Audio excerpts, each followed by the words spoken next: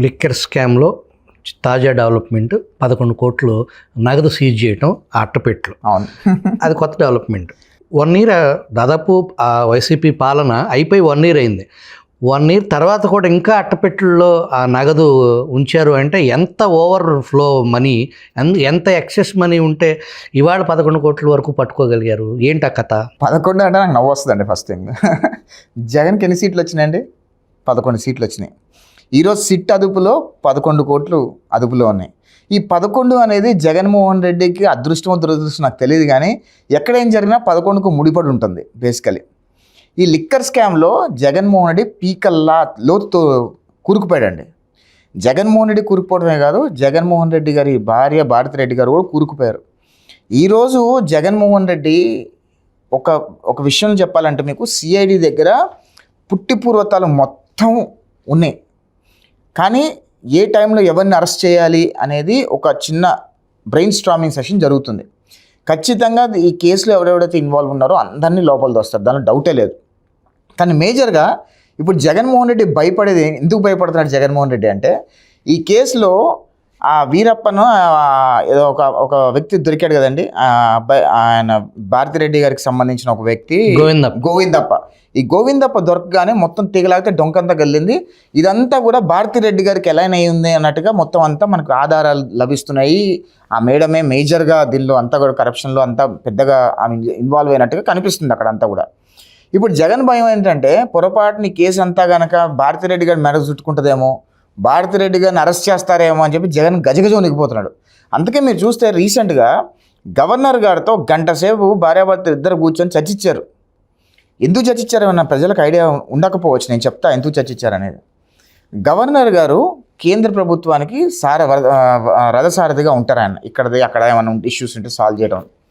ఈ జగన్మోహన్ రెడ్డి గవర్నర్ గారి దగ్గరికి వెళ్ళి రాయబారం నడిపే ప్రయత్నం చేస్తున్నాడు. ఏం రాయబారం నడుపుతున్నాడు అంటే, ఒకవేళ అరెస్ట్ చేస్తే నన్ను అరెస్ట్ చేయండి, కానీ భారతిరెడ్డి గారిని మాత్రం టచ్ చేయకండి అనే రాయబారం నడిపించే ప్రయత్నం చేస్తున్నాడని నేను అనుకుంటున్నా. ఎందుకంటే ఈ లిక్కర్ స్కామ్ మొత్తంలో అవినాష్ రెడ్డి దగ్గర నుంచి, పెద్దిరెడ్డి దగ్గర నుంచి, మిథున్ రెడ్డి దగ్గర నుంచి వీళ్ళందరూ కూడా కింద లెవెల్లోనే ఉన్నారు. వాళ్ళంతా కూడా మేజర్గా డబ్బు ఎవరి దగ్గరికి వచ్చింది అని తీగలాగుతున్నప్పుడల్లా అన్ని పాయింటర్ ఫింగర్స్ కూడా అన్ని భారతిరెడ్డి గారు, జగన్ రెడ్డి గారి సైడే చూపిస్తున్నాయి. ఈ భారతిరెడ్డి గారిని అరెస్ట్ చేస్తే కనుక జగన్ గజగజ వణికిపోతాడు. సో అందుకనే భారతిరెడ్డి గారు అరెస్ట్ కాకుండా కాపాడే ప్రయత్నంలో భాగంగానే గవర్నర్ గారి దగ్గరికి కానివ్వండి, బీజేపీ వాళ్ళ దగ్గరికి కానీ రాయబారాలు పంపించి ఏదో రకంగా కాపాడే ప్రయత్నం చేస్తున్నారు. కానీ ఖచ్చితంగా ఆంధ్రప్రదేశ్ రాష్ట్ర ప్రభుత్వం ఈసారి లిక్కర్ స్కామ్లో ఎవరెవరైతే ఉన్నారో అందరినీ కూడా లోపలేసే ప్రయత్నం చేస్తుంది. ఒక నెల అటు ఇటు కావచ్చేమో, కానీ ఖచ్చితంగా వీళ్ళందరూ కూడా జైలుకి వెళ్ళి చెప్పుకొడుతున్నక తప్పదు. జగన్మోహన్ రెడ్డి ఎటు తిరిగి జైల్లో చెప్పుకొడుతున్న అలవాటు ఉంది కాబట్టి ఆయన అడ్జస్ట్ అయిపోతాడు, నేను వెళ్తాను అంటున్నాడు. కానీ ఖచ్చితంగా ఎవరైతే దీనిలో కింగ్పిన్స్ ఉన్నారో, ఎవరైతే అస్సలు సూత్రధారులు పాత్రధారులు వాళ్ళందరినీ కూడా అరెస్ట్ చేసే ప్రయత్నం కూటమి ప్రభుత్వం చేస్తుంది. ఈ మధ్య జగన్మోహన్ రెడ్డి గడ్డం వేస్తున్నారు. అంతకుముందు కూడా లైట్గా పెంచాడు, బట్ ఆ రంగు వేసేవాళ్ళు కాదు. ఇప్పుడు ఆ తెల్లగా యాజ్ ఇట్ ఈజ్గా బయటకు వస్తున్నారు. మీరు ఏంటి అది దాంట్లో కూడా ఏమన్నా లాజిక్ ఉందా? లాజిక్ ఏం లేదు, దానిలో కూడా కుట్ర ఉంది. జగన్మోహన్ రెడ్డి ఏది చేసినా ఒక భయంకరమైన పెద్ద కుట్రలతో చేస్తూ ఉంటాడు. మీకు విషయం చెప్తానండి, జగన్మోహన్ రెడ్డిని నేను మామూలుగానే ఒక 100 ఉగ్రవాదుల మైండ్ సెట్ ఎలా ఉంటుందో అంత మైండ్ సెట్ జగన్మోహన్ రెడ్డికి ఉంటుంది. ఒక చిన్న ఉదాహరణ చెప్తాను మీకు. జగన్మోహన్ రెడ్డి తండ్రి అధికారం అడ్డు పెట్టుకొని కొన్ని వేల కోట్ల రూపాయలు దొంగతనం చేసిన కేసులో ఆయన జైలుకి వెళ్ళి చెప్పుకొడుతున్నాడు 16 నెలలు జైల్లో. ఆ రోజు చెంచల్గూడ జైల్లో ఆయనకు ఒక సపరేట్ వింగ్ ఇచ్చి, ఆ సపరేట్ వింగ్లో ట్రైనీ ఐఏఎస్లతో షెటిల్ ఆడతాము, ఆయనకి కావాల్సిందల్లా తింటాము. అప్పుడు కోర్టు వాయిదాలకు వచ్చినా కూడా నీట్గా షేవ్ చేసుకొని మంచి టీషర్ట్లు వేసుకొని వచ్చి ఉండేవాడు. కోర్టు వాయిదాలకు కానీ అట్లా జైల్లో ఉన్న వాళ్ళు ఎప్పుడన్నా అంత నీట్గా, అంత శుభ్రంగా, అంత హ్యాపీగా ఉంటారండి?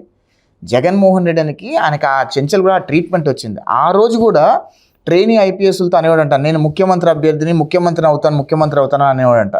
ఆ రోజు ట్రైనీ ఐపీఎస్లు అక్కడ ఉన్న పోలీస్ అధికారులందరూ ఈయన మెంటల్ నా కొడుకాడు, ఈడి ముఖ్యమంత్రి అవటం ఏంటి, ఇక్కడ జైల్లో ఉన్నాడు ముఖ్యమంత్రి అవుతాను అంటాం ఏంటి అని వాళ్ళు ఆశ్చర్యపోయారు. ఆ రోజు తీరా కరెక్ట్గా 10 years చూస్తే ఆయన ముఖ్యమంత్రి అయ్యాడు. అంటే ఆయన ఏ రకంగా ఆలోచిస్తాడంటే, డబ్బు నా వైపు ఉంది, డబ్బు పడేస్తే ఏదన్నా జరుగుద్ది మన భారతదేశంలో అని బలంగా నమ్మే వ్యక్తి జగన్మోహన్ రెడ్డి. ఆ కోవాలోనే ఆంధ్రప్రదేశ్ రాష్ట్ర ప్రజలందరినీ కూడా బొమ్మిని చేసి ప్రశాంత్ కిషోర్ టీం పెట్టి ఆయనకు ఒక 600 కోట్లు పడేసి పిల్లిని కుక్కనుగా చూపించేసి ప్రజలందరిని మాయమాటిచ్చేసి ఆ రోజు 2019 ఎలక్షన్స్లో ఓటుకి 5,000 రూపాయలు ఖర్చు పెట్టాడు జగన్మోహన్ రెడ్డి. ఎక్కడి నుంచి వచ్చిన డబ్బులన్నీ? ఓటుకి 5,000 రూపాయలు ఖర్చు పెట్టి ఈరోజు జగన్మోహన్ రెడ్డి కొన్ని వేల కోట్ల రూపాయలు ఆంధ్రప్రదేశ్ రాష్ట్రంలో సహజ వనరులు దొంగతనం చేసే ప్రయత్నం చేశాడు.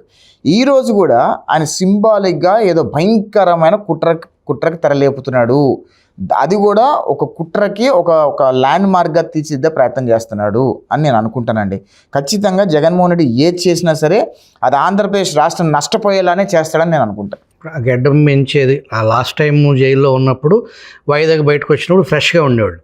ఇప్పుడు గడ్డం పెంచడం వ్యవహారంలో లోపలికి వెళ్ళాల్సి వస్తే మరి అంత బ్యాడ్గా లేకుండా ముందు క్యాడర్ని ప్రిపేర్ చేయడం కోసం అంటే వల్లభనేని వంశీ, బోరుగడ్డ అని వీళ్ళందరూ లోపలికి వెళ్ళి ఆ పిఎస్ఆర్ ఆంజనేయులు వీళ్ళందరూ జైలుకి వెళ్ళారు. జైలుకి వెళ్ళి బయటకు వచ్చేటప్పుడు వాళ్ళు ఎలా అయిపోయారు, వాళ్ళ ముఖ చిత్రాలన్నీ ఎలా అయిపోయారు మీరు చూశారు కదా. ఇప్పుడు ఏంటంటే జగన్మోహన్ రెడ్డి ఏంటంటే గడ్డం పెంచేస్తే నన్ను జైలుకి పంపిస్తే నేను ఇలానే కనిపిస్తాను, ఇలానే ఉంటాను అని సింబాలిక్గా చెప్పే ప్రయత్నం చేస్తాడని నేను అనుకుంటున్నా. ఖచ్చితంగా త్వరలో జగన్మోహన్ రెడ్డి జైలుకి వెళ్తాడు, దానిలో డౌట్ లేదు. ఆ జైలుకి వెళ్తే జైలు లోపల ఆయన పరిస్థితుల ఆహభావాలు ఎలా ఉంటాయో అది సింబాలిక్గా ఇప్పుడే బయట ఉండి ప్రజలకు చూపించే ప్రయత్నం చేస్తున్నాడు, వాళ్ళ క్యాడర్కి చూపించే ప్రయత్నం చేస్తున్నాడేమో నేను అనుకుంటున్నాను.